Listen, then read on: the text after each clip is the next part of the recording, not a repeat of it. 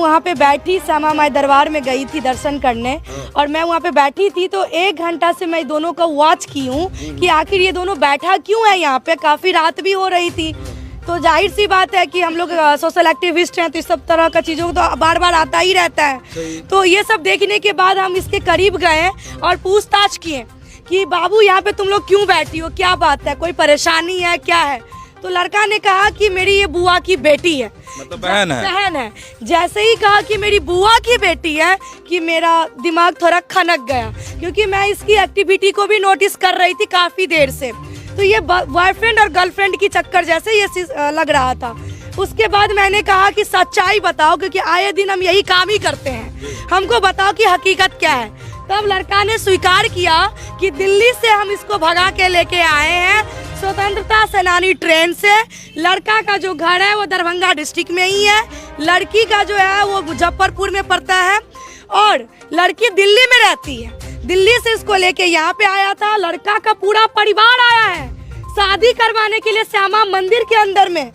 और ये जब मैंने दोनों का आधार कार्ड चेक की हूँ तो लड़की का डेट ऑफ बर्थ है 2006 और लड़का का डेट ऑफ बर्थ है 2001, जबकि आप गौर से देखिएगा तो लड़का का जो आधार कार्ड है वो भी डुप्लीकेट है, मतलब फर्जी बनाया गया है। फर्जी बनाया गया है। आपके हिसाब से लड़की नाबालिग है? लड़की भी नाबालिग है और लड़का भी नाबालिग। और लड़का का पास में जो अभी आधार कार्ड है प्रेजेंट में, उसमें 2001 का डेट ऑफ बर्थ दिखा रहा है, जो कि फर्जी है। वो जांच का विषय है, जांच होनी चाहिए।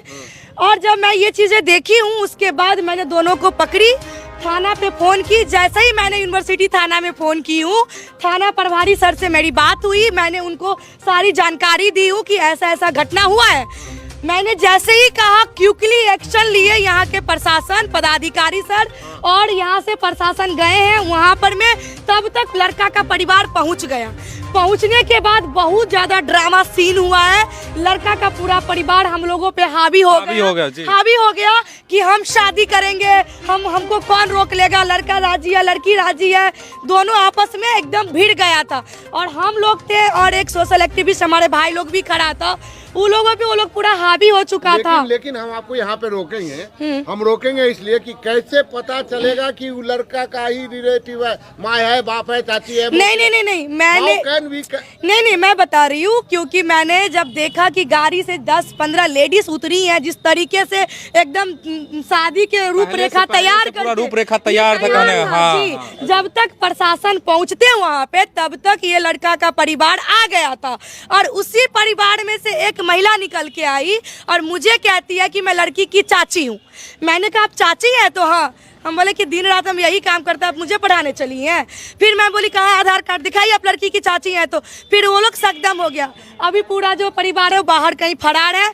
लड़का लड़की जो है यूनिवर्सिटी थाना के अंदर बंद है, अभी बैठाया गया है, हजारती में कैंप रखा गया है।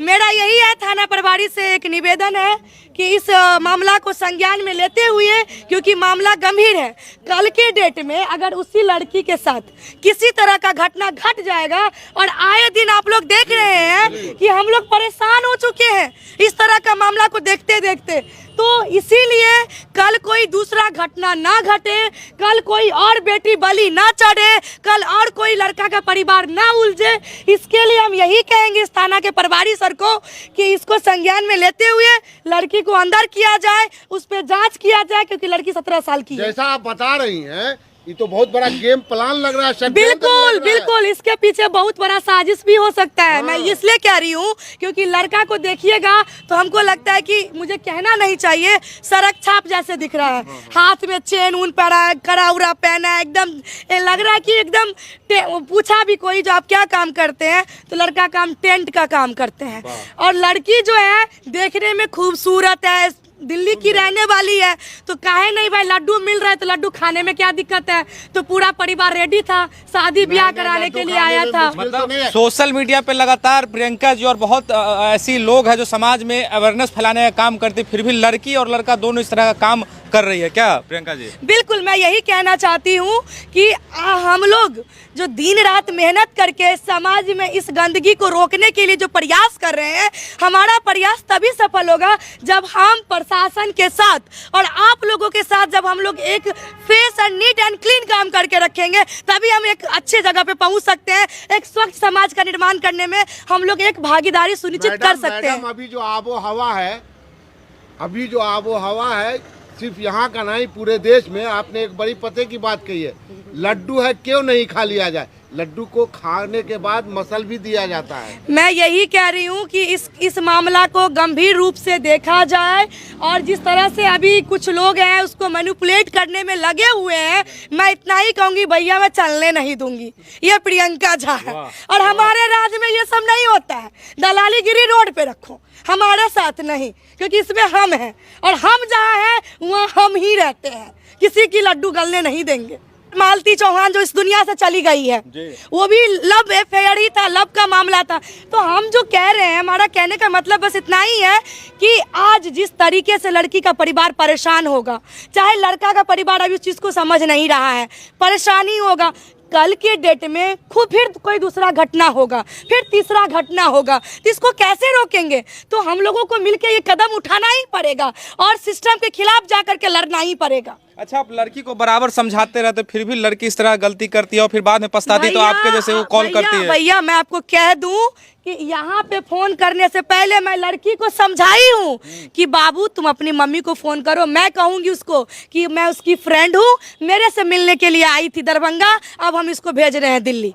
पूछिए जा करके, मैंने लड़की को बोला कि तुम अपने परिवार को फोन करो, मैं कहूंगी कि मेरी दोस्त है हमसे मिलने आई, तुम चली जाओ दिल्ली, हम तुमको भेज रहे हैं टिकट करवा के। इस लड़के के साथ तुम अपना जिंदगी बर्बाद मत करो बाबू। लड़की हमको क्या बोलती है, हम मरेंगे तो उसी के साथ और जिएंगे तो उसी के साथ, हम तो जाने वाले कहीं से नहीं है। तो हम भी कह दिए कि तब बेटा हथकरनी पहनने के लिए फिर तैयार हो जाओ। एक चीज बताइए, एक चीज, जो नशा सर पे चढ़ के बोल रहा है लड़की को, प्यार का नशा, इससे प्यार नहीं, सुनिए सर, हम इसका यहाँ पे काटेंगे। ये प्यार नहीं है, ये एक उम्र का, मैं ये कहूँगी उम्र का ये असर है। क्या वो लोग समझेगी? ये क्या, इसका 17 साल उम्र है, 16 साल उम्र है, ये लोग क्या समझेगी प्यार किसको कहते हैं? ये एक उमंग का है, एक ये बहकावा है कि एक माइंड वॉश करके किसी के साथ चल देते हैं, फिर यही 1 साल के बाद पछताएगी, फिर दूसरा मामला आप लोग को भी मिलेगा देखने को। तो इसीलिए हम इतना ही कहेंगे। और यहाँ के थाना प्रभारी सर बहुत अच्छे हैं, बहुत अच्छे से कोऑपरेट करते हैं। इतना ही निवेदन है कि लड़की का जाँच हो, उसको अंदर की